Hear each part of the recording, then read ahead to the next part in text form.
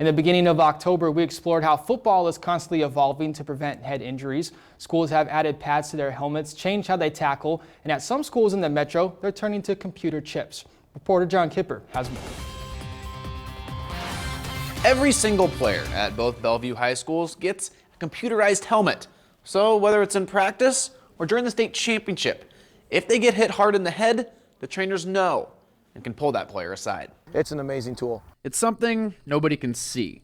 5 sensors inside every helmet of the Bellevue Thunderbirds, constantly monitoring hits to the head. We are alerting probably 3 to 5 times, just depending on the game. It's called Riddell Insight technology. Athletic trainers will get a beep on their device if a player takes an especially hard hit to the head, multiple large hits, or if their technique could eventually lead them to a head injury.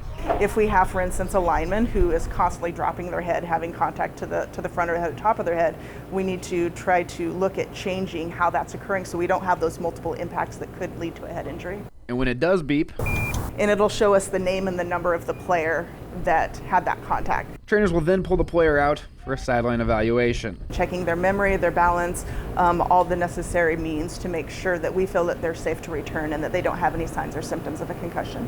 And when the device goes off, coaches are hands off. In fact, Coach Michael Huffman says it happened to them a few years ago during the state title game against Omaha North to their best player.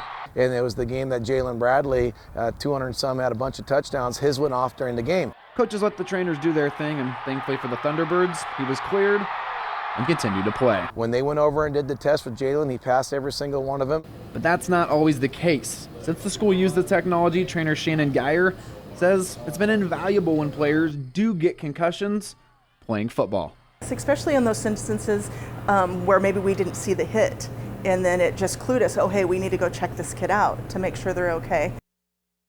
Now, Geyer also says there's times where a player will get a concussion and the device won't go off. Now, that often happens when multiple low-impact hits to the head begin to stack up on the athlete.